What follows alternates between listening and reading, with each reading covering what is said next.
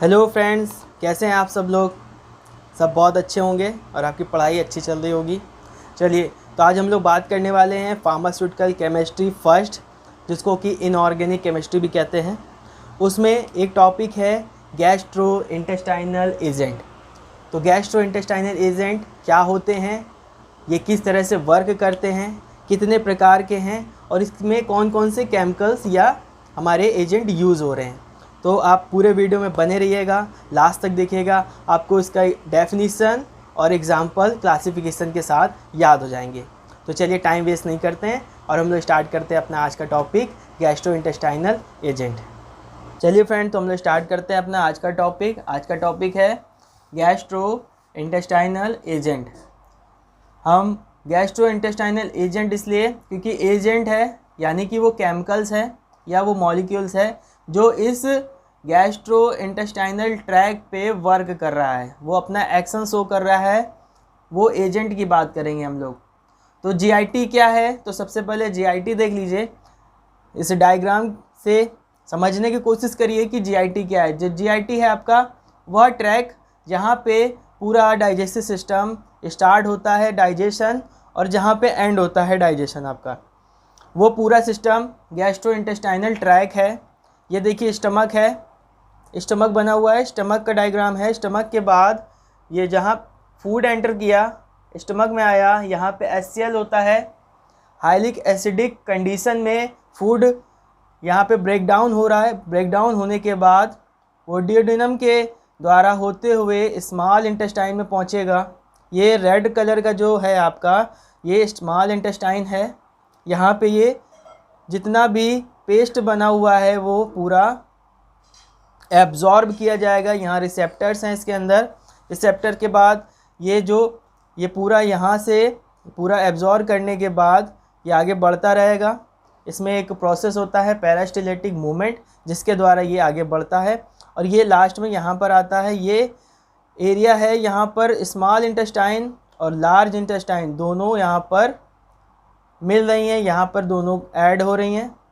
ये है सीकम, इसको सीकम बोलते हैं। ये देखिए ये सीकम है, ये एरिया सीकम कहलाता है। यहाँ पर ये एक छोटी सी एक फॉर्मेशन होती है, इसको अपेंडिक्स बोलते हैं। ये बंद होती है, यहाँ पर वॉल्व लगे होते हैं, ये हमेशा के लिए बंद रहती है। तो जो फूड होता है वो एंटर करता है इसमें। फूड एंटर करने के बाद ये जो बच गया है, जो एब्जॉर्ब नहीं हो पाया, उसको ये लार्ज वाली इंटेस्टाइन पूरी एब्जॉर्ब करती है और जो शेष मटेरियल बचता है, वेस्ट प्रोडक्ट बचता है, उसको वो कोलन, रेक्टम और एनस के द्वारा वो यहाँ से मूव आउट कर देती है बॉडी से। तो देखिए ये तो था हमारा जीआईटी ट्रैक। अब हम एजेंट की बात करें। एजेंट, वो एजेंट हम जो यूज़ करने वाले हैं, वो सारे एजेंट ईसोफेगस से स्टार्ट हो करके, स्टमक से स्टार्ट हो करके वो एनस तक, लास्ट एंड तक वो वर्क करेंगे। वो वर्क क्यों करेंगे? क्योंकि हम जीआईटी ट्रैक की जितने भी डिसऑर्डर हैं उनको ठीक करने के लिए, उनको हील करने के लिए इन एजेंट का यूज़ कर रहे हैं, जिससे कि प्रॉपर तरीके से डाइजेशन हो जाए। तो चलिए हम लोग सबसे पहले देखते हैं कि ये क्वेश्चन जब आएगा एग्ज़ाम में तो हमें क्या क्या चीज़ें लिखनी है, कितनी चीज़ों को कवर करना है।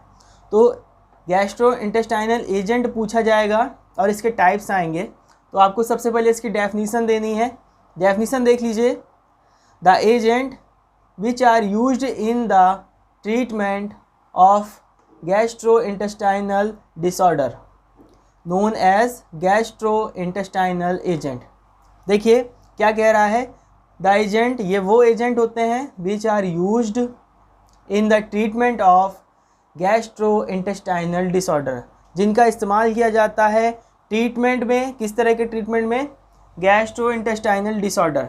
जो भी गैस्ट्रो इंटेस्टाइनल ट्रैक से संबंधित जितने भी डिसऑर्डर हैं उनको ट्रीटमेंट के लिए, उनको ठीक करने के लिए हम जो यूज़ करते हैं एजेंट, वो एजेंट कहलाते हैं गैस्ट्रो इंटेस्टाइनल एजेंट।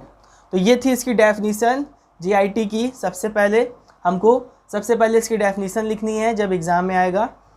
तो the agent which are use in the treatment of gastrointestinal disorder, वो एजेंट जो हम यूज़ कर रहे हैं गैस्ट्रो इंटेस्टाइनल डिसऑर्डर को ट्रीट करने के लिए, उसको ठीक करने के लिए नोन एज गैस्ट्रोइंटेस्टाइनल एजेंट, वो एजेंट गैस्ट्रोइंटेस्टाइनल एजेंट जाने जाते हैं या कहलाते हैं।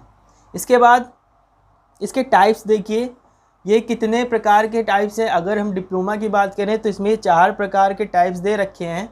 ये 4 आपके सिलेबस में हैं, इन 4 को कवर करके चलना है। तो ये 4 देख लीजिए कौन कौन से हैं। सबसे पहला है एसिडिफाइंग एजेंट। एसिडिफाइंग एजेंट जैसा कि आपको नाम से ही पता चल रहा है, एसिडिफाइंग, फाइंग माने करने वाला, एसिडी यानी कि किसी भी एरिया को एसिड की तरह बदलने वाला या उस एरिया में एसिड की मात्रा को या क्वांटिटी को बढ़ाने वाला। तो ये एजेंट हम जो यूज़ करेंगे वो एसिडिफाइंग एजेंट कहलाएगा। तो इसमें हम लोग डाइल्यूट HCl ज़्यादा यूज़ करते हैं। डाइल्यूट HCl जो होता है वो उस एरिया में एसिडिफाइंग एजेंट की तरह से काम करता है। अब देखिए एसिडिफाइंग एजेंट कैसे वर्क करेगा। जब फूड एंटर किया स्टमक में HCl पहले से ही मौजूद होता है। इसका जब स्टमक खाली होता है, एम्प्टी होता है, तब इसमें HCl जो होता है 1.3 से लेकर के 2.5 तक का pH वाला HCl इसमें एसिड प्रेजेंट होता है। जब फूड एंटर करता है तो फूड के साथ बहुत सारे बैक्टीरिया भी एंटर करते हैं जो कि सलाइवा नहीं किल कर पाया है, तो वो स्टमक में आते हैं। स्टमक में हाईली एसिडिक कंडीशन होती है जहाँ पर सारा फूड ब्रेक डाउन होता है और जो भी फॉरेन पार्टिकल्स हैं या फिर माइक्रोब्स हैं या कुछ भी हार्मफुल एजेंट हैं उनको यहाँ एसिडिक कंडीशन में किल कर देता है। इतना हाईली एसिडिक होता है जो ये सारे फूड के साथ जो एक्स्ट्रा माइक्रोब्स आ चुके हैं उन सबको किल कर देता है। इसके बाद इसको लिक्विफाई कर देता है, लिक्विफाइड पेस्ट में बना देता है। जो सॉलिड होता है उसको ब्रेक डाउन करने के बाद उसको पेस्ट बना देता है, सेमी सॉलिड के रूप में बना देता है। फिर उसको ये यहाँ से इसमें पैरास्टिलेटिंग मूवमेंट हो रही होती है। पैरास्टिलेटिंग मूवमेंट के द्वारा ये इसमें प्रेशर जनरेट होता है। प्रेशर जनरेट होने के बाद ये स्मॉल इंटेस्टाइन में प्रेस कर दिया जाता है। स्मॉल इंटेस्टाइन में प्रेस करने के बाद ये फूड आगे चलता है। तो हम यहाँ पर एसिडिफाइंग एजेंट की बात कर रहे हैं। एसिडिफाइंग एजेंट क्या वर्क कर रहा है, तो देखिए हम डाइल्यूट HCl लेते हैं एसिडिफाइंग एजेंट में, तो वो ये वर्क करता है कि जब स्टमक में जो आपका एसिड है वो उसका pH 1.3 के अप्रॉक्स में होना चाहिए। अगर वो उस कंडीशन में नहीं है तब हम ऐसा एजेंट देते हैं जो उस एरिया में जो pH है, जो एसिड है, उसका pH 1.3 के अप्रॉक्स कर दे या 2 के अप्रॉक्स कर दे, जिससे कि जो भी फूड आया है अंदर, जो भी एंटर हुआ है फूड, वो अच्छे से ब्रेक डाउन हो जाए। उसके साथ जो माइक्रोब्स आए हैं या जो फॉरेन पार्टिकल्स आए हैं वो वहीं पर किल हो जाएं, वो आगे ना बढ़ सकें। तो अगर ये स्टमक में एसिड की कमी हो रही है, वो ठीक से फूड को डाइजेस्ट नहीं कर पा रहा है या माइक्रोब्स जो आए फॉरेन पार्टिकल्स उनको किल नहीं कर पा रहा है, तो हम ऐसी कंडीशन में एसिडिफाइंग एजेंट इंट्रोड्यूस कराते हैं।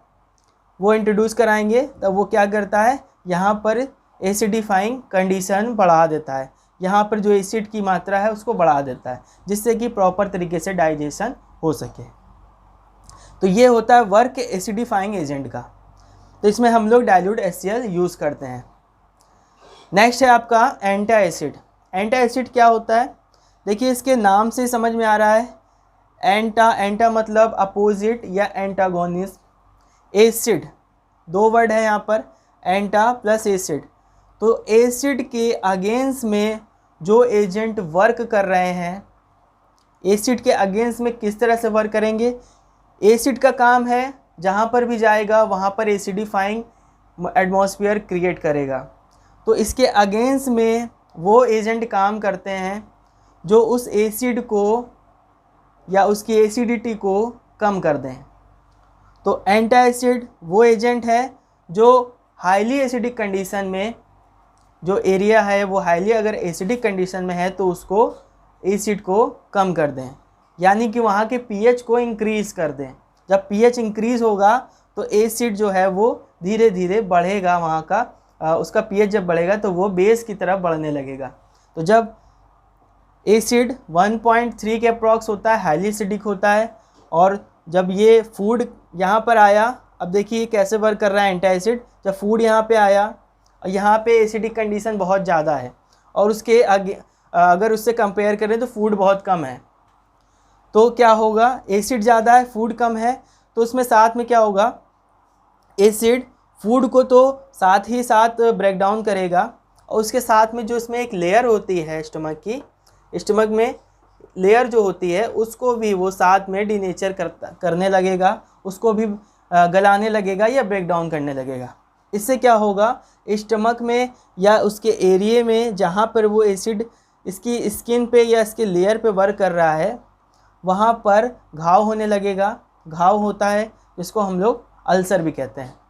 तो ऐसी कंडीशन में हम लोग एंटी एसिड देते हैं। एंटी एसिड क्या करता है, वहाँ की जो एसिडिक हाईली एसिडिक कंडीशन है उसको बेस में कन्वर्ट कर देता है। तो इसमें हम लोग देते हैं सोडियम बाइकार्बोनेट। सोडियम बाइकार्बोनेट जो है हमारा एंटी एसिड की तरह वर्क करता है। एंटी एसिड दो तरह से है, दो तरह से यूज़ कर रहे हैं हम। एक होता है सिस्टमिक, एक होता है नॉन सिस्टमिक। उसको हम लोग इसके बाद लास्ट में डिस्कस करेंगे, तो साथ में बने रहिएगा, लास्ट तक देखिएगा वीडियो। तो एंटी एसिड हमारे दो तरह से हैं, वर्क कर रहे हैं, सिस्टमिक और नॉन सिस्टमिक। हम लोग इसके बात करेंगे। अभी हम लोग हेडिंग पे बात करते हैं। तीसरी हेडिंग है प्रोटेक्टिव एंड एडजॉर्बेंट। एडजॉर्बेंट जो होता है और प्रोटेक्टिव होता है। प्रोटेक्टिव एडजॉर्बेंट का मतलब कि जब इसमें कोई फूड आया, जब एंटर किया तो स्टमक ने अपना वर्क स्टार्ट किया और उसको ब्रेक डाउन करा। ब्रेक डाउन करने के बाद क्या होता है कि कभी कभी स्टमक जो एसिड है वो यहाँ से रिलीज़ कर देता है फूड के साथ में।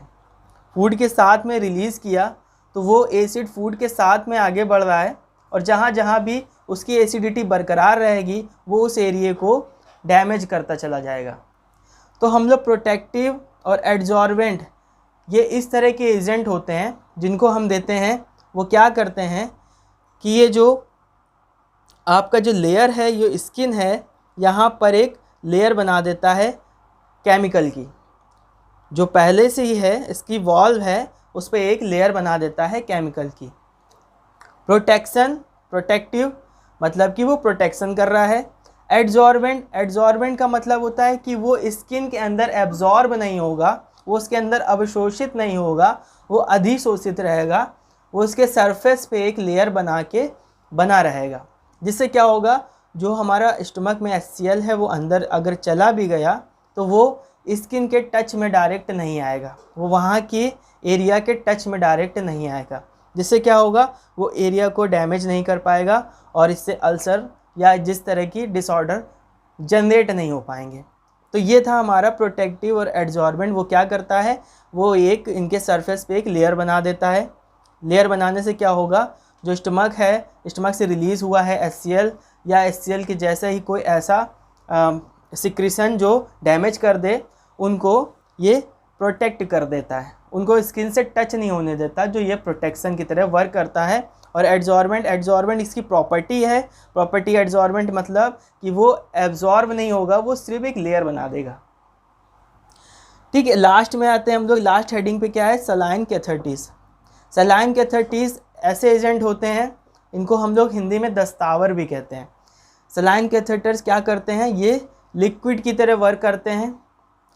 कहीं पर किसी भी एरिया में वेस्ट मटेरियल आपका रुक गया है तो उसको रिमूव करने के लिए, अगर ये ऊपर की थेरेपी नहीं काम कर रही हैं, तब हम लोग सलाइन कैथेटर यूज़ करते हैं। सलाइन कैथेटर्स भी फर्दर डिवाइड हैं कई कैटेगरी में, तो हम लोग अब इस पे बात करेंगे, इनके टाइप्स और इन टाइप्स के अंदर जो भी केमिकल्स आ रहे हैं अब हम लोग उस पर बात करेंगे।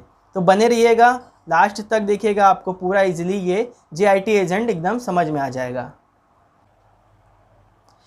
चलिए फ्रेंड, तो हम लोग देखते हैं अब इसकी जो टाइप्स हैं, GIT के जो टाइप्स हैं, उनको जो फर्दर 4 कैटेगरी में डिवाइड किया गया है उनको अच्छे से देखते हैं एग्जाम्पल के साथ। तो एग्जाम्पल के साथ देखिएगा, आपको अच्छे से याद हो जाएगा। तो ये आपका एग्ज़ाम में क्वेश्चन कंप्लीट हो जाएगा। अगर ये लॉन्ग क्वेश्चन में आता है तो आप इसको अच्छे से इस तरह से डायग्राम, इस तरह से इसका डायग्राम बना देंगे एक फ्लो चार्ट की तरह से, तो आपको स्कोर अच्छा मिल जाएगा। तो देखिए, GIT एजेंट का जो डिवाइड किया गया है फर्दर 4 कैटेगरी में, जो अभी हम लोगों ने देखा था। पहला था एसिडिफाइंग एजेंट, दूसरा था एंटी एसिड, थर्ड था प्रोटेक्टिंग एंड एब्जॉर्बेंट, और लास्ट था सलाइन कैथेटिस। तो देखिए पहले हम लोग एसिडिफाइंग एजेंट की तरफ बात करते हैं, उसको देखते हैं। तो एसिडिफाइंग एजेंट वो इसका वर्क ये था, जो स्टमक में एसिड की कमी हो जा रही थी उसको ये बढ़ा रहा था, उस एसिड को बढ़ा रहा था। तो इसमें हम लोग कौन सा एग्जांपल लेते हैं जो हमारे सिलेबस में है, सिर्फ हमको उतना ही पढ़ना है। तो डाइल्यूट HCl एक ऐसा लिक्विड है जो कि स्टमक की एसिडिफाइंग या एसिडिटी को बढ़ा रहा है। एसिडिफाइंग में सिर्फ एक ही एग्जांपल है। सेकंड में आते हैं हम लोग एंटाएसिड। एंटाएसिड का वर्क क्या था, जो भी एसिडिटी की क्वांटिटी ज़्यादा हो गई है उसको कम करने का, यानी कि एसिड के अगेंस्ट वर्क कर रहा था। तो एंटाएसिड वह एजेंट है जो एसिडिटी को कम कर रहा है। ये एंटाएसिड दो कैटेगरी में डिवाइड है, पहला है सिस्टमिक और एब्जॉर्बेबल, दूसरा है नॉन सिस्टमिक और नॉन एब्जॉर्बेबल। तो देखिए पहले सिस्टमिक में देखते हैं। सिस्टमिक या एब्जॉर्बेबल, इसका अर्थ है कि वो एजेंट जो ईजिली एब्जॉर्ब हो जाए बिना किसी कॉम्बिनेशन के या बिना किसी फर्दर वर्क के। तो सोडियम बाइकार्बोनेट एक ऐसा एजेंट है जो कि स्टमक में जा कर के ईजिली एब्जॉर्ब हो जा रहा है और वहाँ की एसिडिटी को कम कर दे रहा है। दूसरी कैटेगरी है इसकी एंटाएसिड में नॉन सिस्टमिक और नॉन एब्जॉर्बेबल। नॉन सिस्टमिक यानी कि वो एजेंट जो सिस्टमिक रूप से या फिर एब्जॉर्ब नहीं हो पाते हैं ठीक से, ठीक है, इनको थोड़ा टाइम चाहिए होता है, इनको थोड़ा वर्क करने के लिए एक एटमॉस्फेयर चाहिए होता है, टाइम कंज्यूमिंग एजेंट होते हैं। तो देखिए इसमें ये फर्दर 4 कैटेगरी में डिवाइड है, इसकी 4 कॉम्बिनेशन है, ये देखिएगा। तो इसमें कौन कौन सा है, पहला एल्यूमिनियम कंटेनिंग, इसमें एल्यूमिनियम मॉलिक्यूल्स प्रेजेंट हैं। इसका एग्जांपल देखिए, एल्यूमिनियम फॉस्फेट और एल्यूमिनियम हाइड्रोक्साइड, ये दोनों एजेंट ऐसे हैं जिसमें एल्यूमिनियम कंटेन कर रहा है, वो एंटाएसिड है ये। दूसरा है कैल्शियम कंटेनिंग एंटाएसिड, इसमें कैल्शियम मॉलिक्यूल्स प्रेजेंट हैं, जैसे कैल्शियम कार्बोनेट और कैल्शियम फॉस्फेट। तो ये दोनों आपके कैल्शियम मॉलिक्यूल्स हैं जिसमें प्रेजेंट है, और ये नॉन सिस्टमिक है, ये नॉन एब्जॉर्बेबल है, इसको थोड़ा टाइम चाहिए होता है वर्क करने के लिए। थर्ड है देखिए मैग्नीशियम कंटेनिंग, वो एजेंट जिसमें मैग्नीशियम प्रेजेंट है। तो मैग्नीशियम कार्बोनेट हो गया, मैग्नीशियम ऑक्साइड हो गया, ये दो आपके एजेंट हैं जो कि आपके मैग्नीशियम कंटेन कर रहे हैं। और लास्ट है देखिए कॉम्बिनेशन प्रिपरेशन, यानी कि एक ऐसी प्रिपरेशन जिसमें कि इनमें से कोई दो कैटेगरी आपस में कंबाइंड की जा रही है। तो देखिए इसमें कॉम्बिनेशन में पहला लिया है एल्यूमिनियम हाइड्रोक्साइड जो कि एल्यूमिनियम कंटेनिंग है, दूसरा लिया है मैग्नीशियम कार्बोनेट जो कि मैग्नीशियम कंटेनिंग है। इन दोनों को प्लस किया गया है, यानी दोनों को ऐड करके एक प्रिपरेशन बनाई जा रही है जो एज ए एंटाएसिड की तरह वर्क करेगा, उसको पेशेंट को देने पर ही वो एज ए एंटाएसिड शो करेगा अपनी एक्टिविटी। तो ये था आपका एंटाएसिड जो 2 कैटेगरी में डिवाइड था, और नॉन सिस्टमिक फर्दर 4 कैटेगरी में। नेक्स्ट बढ़ते हैं हम लोग प्रोटेक्टिव एंड एब्जॉर्बेंट की तरफ। प्रोटेक्टिव एंड एब्जॉर्बेंट वो काम करता है जो प्रोटेक्ट कर रहा था, एक सरफेस पर लेयर बना दे रहा था, ऐसी लेयर जो सिर्फ एब्जॉर्ब हो रही थी, एब्जॉर्ब नहीं हो रही थी। तो इसमें देखिए बिस्मथ सब कार्बोनेट जो आपका है, बिस्मथ सब कार्बोनेट जो आपका एजेंट है, वो हम GIT एजेंट में प्रोटेक्टिव एंड एब्जॉर्बेंट के रूप में यूज़ करते हैं। तो ये है आपका बिस्मथ सब कार्बोनेट जो कि आपके सिलेबस में सिर्फ एक ही एजेंट है, उसको पढ़ना है। नेक्स्ट बढ़ते हैं लास्ट में सलाइन कैथेटिस में। तो सलाइन कैथेटिस वह एजेंट थे जो कि उसकी एक्टिविटी को बढ़ा रहे थे, जो हमारा प्रोडक्ट जो भी हमारा वेस्ट मटेरियल है, फूड है जो हमारा वेस्ट मटेरियल है, उसकी एक्टिविटी को बढ़ा रहे थे, उसमें फर्दर कुछ ऐसे रिएक्शंस हो रहे थे। तो उसको देखते हैं ये किस तरह से डिवाइड है, ये भी फर्दर 4 कैटेगरी में डिवाइड करा गया है। तो सलाइन कैथेटिस का पहला जो है आपका हेडिंग देखिएगा स्टिमुलेंट, यानी कि ये उत्तेजना पैदा करता है। कहाँ पर, तो ये देखिएगा ध्यान से, जो हमारा स्टमक है, स्टमक में पैरास्टाल्टिक मूवमेंट होता है। जो पैरास्टाल्टिक मूवमेंट होता है वो पूरा ऐसा मूवमेंट है जो पूरा स्टमक से स्टार्ट होके और इंटेस्टाइन तक जाता है। वो संकुचन भी कहते हैं, जिसकी वजह से जो फूड है वो आगे बढ़ता है इंटेस्टाइन में, वो आगे की तरफ बढ़ता है। तो स्टिमुलेंट से एक ऐसा एजेंट है जो कि अगर स्टमक ठीक से संकुचन या पेरिस्टाल्टिक मूवमेंट नहीं कर पा रहा है और जिस कारण से वहाँ पे फूड रुक गया है, वो आगे नहीं बढ़ पा रहा है, तो हम लोग सलाइन कैथेटर्स में स्टिमुलेंट देते हैं। स्टिमुलेंट में हम कौन से एजेंट देते हैं, ये देखिएगा, सेना देते हैं और उबार्ब देते हैं। सेना और उबार्ब एक ऐसे एजेंट है जो स्टिमुलेंट की तरह वर्क करता है, एक्टिविटी को बढ़ा देता है। एक्टिविटी बढ़ने से क्या होता है कि वो एजेंट वहाँ पे जो फूड है वो आगे की ओर प्रोसेस करता है, बढ़ता है, वहाँ पे रुक नहीं पाता, जिससे क्या होता है वो एरिया क्लीन होता रहता है, डाइजेशन होता है, वो क्लीन होता रहता है। दूसरा देखिए बल्क परगेटिव, बल्क यानी कि ज़्यादा मात्रा में, परगेटिव तो सलाइन कैथेटर में सेकंड है बल्क परगेटिव। ये वो एजेंट होते हैं अगर आपका फूड कहीं पर रुक गया है या इंटेस्टाइन की किसी वॉल से स्टिक हो गया है, वहाँ पे चिपक गया है, तो क्या होता है वो वहाँ पे चिपका रहता है, पेरिस्टाल्टिक मूवमेंट होने पर भी वो आगे नहीं बढ़ पाता है। तब हम लोग एक ऐसा एजेंट देते हैं जो उस एरिया में जो स्टिक हो गया है वॉल के साथ, अनडाइजेस्टेड फूड है या फिर जो भी फूड है वो स्टिक हो गया है, तो हम लोग ये एजेंट देते हैं जो उसको उसकी क्वांटिटी को बढ़ा देता है, उसका वॉल्यूम को बढ़ा देता है, उसको फुला देता है, उसको स्वेल कर देता है, जिससे क्या होता है वहाँ की एरिया में, वहाँ की वाल्स पे एक प्रेशर जनरेट होता है, जिसकी वजह से ड्यू टू ग्रेविटी ये आगे फर्दर डिवाइड हो जाता है या बढ़ जाता है, वहाँ से वो हट जाता है, वो जो स्टिक हो गया था बाल के साथ वहाँ से हट जाता है और उसका वॉल्यूम इतना ज़्यादा हो जाता है, ये फूल जाता है, स्वेल कर जाता है कि ये फर्दर आगे बढ़ जाता है। तो इसमें एजेंट में देखिए हम लोग सेल्यूलोज देते हैं, सेल्यूलोज जो सबसे कॉमन है इसको हम देते हैं। तो यहाँ ये सेल्यूलोज उस फूड के साथ जो स्टिक हो गया है, जो चिपक गया है उसकी वॉल्स के साथ, उसको जाके स्वेल कर देता है, उसका आयतन बढ़ा देता है, उसका वॉल्यूम बढ़ा देता है, जिससे ये आगे की तरफ बढ़ जाता है। सलाइन कैथेटर्स में नेक्स्ट है इमोलिएंट लग्जेटिव।